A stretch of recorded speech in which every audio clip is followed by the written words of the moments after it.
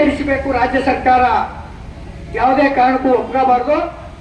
ಮತ್ತೆ ವಿದ್ಯುತ್ ಖಾಸಗೀಕರಣ, ತಮ್ಮೆಲ್ಲರಿಗೂ ಕೂಡ ಇನ್ನೇನು ಹೊಸ ಮೀಟರ್ಗಳು ಹಾಕ್ಸ್ಕೊಳ್ಳೋರು ಗೊತ್ತಾಗುತ್ತೆ. ಅದು ಸ್ಮಾರ್ಟ್ ಮೀಟರ್, ಒಂದು ತಿಂಗಳಿಗೆ 150-200 ರೂಪಾಯಿ ಕರೆನ್ಸಿ ಹಾಕ್ಕೋಬೇಕು. ತಿಂಗಳಾದ ತಕ್ಷಣ ಮನೆಯಲ್ಲಿ 5 ಲೈಟ್ ಉರಿತಿದ್ರು ಒಂದೇ ಸಾರಿ ಆಫ್ ಆಯ್ತವೆ. ಮತ್ತೆ ನೀವು ಕರೆನ್ಸಿ ಹಾಕ್ಸಕ್ ಹೋಗ್ಬೇಕು. ಜಿಯೋ ಸಿಮ್ ತಗೊಂಡ್ರೆ ಮಾತಾಡಕ್ಕೂ ಫ್ರೀ, ಆ ಕಡೆ ಬರಕ್ಕೂ ಫ್ರೀ ಅಂತ ನಮ್ಮ ಮೈಂಡ್ ತುಂಬಿ ಈಗ 350 ರೂಪಾಯಿ ರೀಚಾರ್ಜ್ ಮಾಡಿಸ್ಬೇಕು. ಒಂದೊತ್ತು ಊಟ ಇಲ್ದರೂ ಕೂಡ ಇರ್ತಾರೆ, ಫೋನ್ ಇಲ್ಲದೆ ಮಾತ್ರ ಯಾರು ಇರಲ್ಲ. ಮನೇಲಿ 4 ಜನ ಇದ್ರೆ 4 ಜನಕ್ಕೂ ಫೋನ್ ಇದೆ. ಎಷ್ಟು ಒಳ್ಳೇದು ಅದು ಅಷ್ಟೇ ಕೆಡಕಾಗ್ಬಿಟ್ಟಿದೆ. ಈಗ ಎಷ್ಟು ಒಳ್ಳೇದು ಅಷ್ಟೇ ಕೆಡಕಾಗಿದೆ. ಅದೇ ರೀತಿ ಈಗ ಸ್ಮಾರ್ಟ್ ಮೀಟರ್ ಹಾಕ್ತಿವಿ, ನೀವು ಯಾವುದೇ ದುಡ್ಡು ಕಟ್ಟಾಗಿಲ್ಲ ಅಂದ್ಬಿಟ್ಟು ನಿಮ್ಮ ಮನೆಗೆ ಬಂದು ಫಿಟ್ ಮಾಡೋ ಗಂಟೆ ಸುಮ್ಮನಿರ್ತಾರೆ. ಆಮೇಲೆ ಅಲ್ಗೊಂದು ಚಿಪ್ ಹಾಕ್ತಾರೆ. ಆ ಚಿಪ್ ಎಲ್ಲರೂ ಕೂತ್ಕೊಂಡು ನಾವು ಆಪರೇಟರ್ ಮಾಡ್ಬೋದು.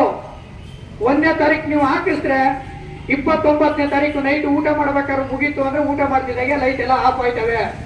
ಈ ಸಿಮೆಣ್ಣನ್ನು ಕೊಡ್ತಾ ಇಲ್ಲ, ಮೂಂಬತ್ತಿ ಸರಿಯಾಗಿ ಉರಿಸಾಕ್ ಬರ್ತಾ ಇಲ್ಲ ಈಗ ನಮ್ಗ. ಇದೆಲ್ಲಾನು ಖಾಸಗೀಕರಣ ಮಾಡ್ತಾ ಇದೀವಿ. ನಾವು ರೈತರು ಜಮೀನ್ ಮಾರಾಕ್ತಿವಿ, ಬಸ್ ಫ್ರೀ ಬಿಟ್ಟದ, ಎಲ್ಲಾ ದೇವಸ್ಥಾನಕ್ಕೂ ಕೈತೀವಿ. ನಾವು ಜಗಲಿ ಮೇಲೆ ಕೂತ್ಕೊಂಡು ಅರ್ಥ ಹೊಡಿತಾ ಇದೀವಿ. ಈ ಕಾನೂನೆಲ್ಲ ಬರೋದಲ್ಲಿ ರೈತರ ಮೇಲೆ ತಗೊಂಡು ಹಾಕ್ತಾ ಇದ್ದಾರೆ. ಇದನ್ನ ತಮ್ಗ ಯಾವ ರೀತಿ ತಿಳಿಸ್ಬೇಕು ಅಂತ ಇನ್ನೂ ರೈತ ಸಂಘಕ್ಕೆ ಅರ್ಥವಾಗಿಲ್ವ ಅನ್ನಿಸ್ತದೆ ನಮ್ಗೆ. 45 ವರ್ಷ ಆಯ್ತು ರೈತ ಸಂಘಟನೆಯಾಗಿ. ರೈತ ವಿರೋಧ ಕಾನೂನುಗಳನ್ನ ನಿಮ್ಗೆಲ್ಲರಿಗೂ ಜ್ಞಾಪ ಇರ್ಬೋದು. ಹಿಂದೆ PLD ಬ್ಯಾಂಕ್ ಅಂತ ತಮಗೆ ಗೊತ್ತಿರ್ಬೋದು. PLD ಬ್ಯಾಂಕ್ 10,000 ರೂಪಾಯಿ ಸಾಲ ಇದ್ರು ಅಶ್ಲೀಲ ಅಂಡ ಮುಂಡನೆ ಎತ್ಕೋಯ್ತಿರು ಬಂದು ಈ ರೀತಿಗೆಲ್ಲ ಗೊತ್ತಿದೆ. ಅದು ಅಲ್ವಣ ಕೂತಿರೋರು ಅಲ್ವಣ.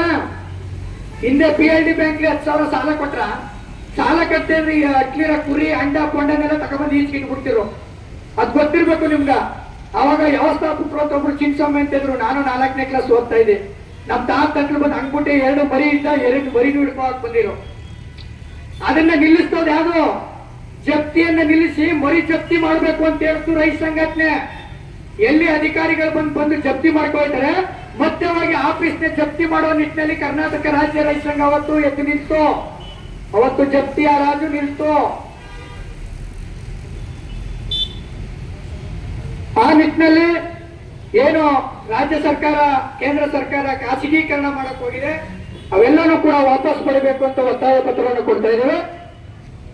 ಜೊತೆಗೆ 5ನೇ ವಿಚಾರವಾಗಿ 1962ರಿಂದ 2024ರವರೆಗೆ ಯಾವ್ಯಾವ ರೈತರಿಗೆ ಇಡೀ ತಾಲೂಕಿನಲ್ಲಿ, ಇಡೀ ಜಿಲ್ಲೆಯಲ್ಲಿ ಅಥವಾ ಇಡೀ ರಾಜ್ಯದಲ್ಲಿ ಸಾಗುವಳಿಯನ್ನ ವಿತರಣೆ ಮಾಡಿದ್ದೀರಾ, ಆ ಸಾಗುವಳಿ ವಿತರಣೆ ಮಾಡಿರ್ತಕ್ಕಂಥ ರೈತರಿಗೆ ಆ ಜಮೀನನ್ನ ಪೋಡು ಮತ್ತು ದುರಸ್ತಿಯನ್ನ ಮಾಡಿಕೊಡಬೇಕು ಅಂತ ಒತ್ತಾಯವನ್ನ ಮಾಡ್ತಾ ಇದ್ದೇವೆ. ಹಾಗೆ 6ನೇದಾಗಿ ತಾಲೂಕಿನಲ್ಲಿ ಕಾಡು ಪ್ರಾಣಿಗಳ ಹಾವಳಿ ಜಾಸ್ತಿಯಾಗಿ ರೈತರ ಪ್ರಾಣ ಹೋಯ್ತಾ ಇದೆ. ರೈತರು ಬೆಳೆದಂತಹ ಬೆಳೆ ನಷ್ಟ ಮಾಡ್ತಾ ಇದ್ದೇವೆ.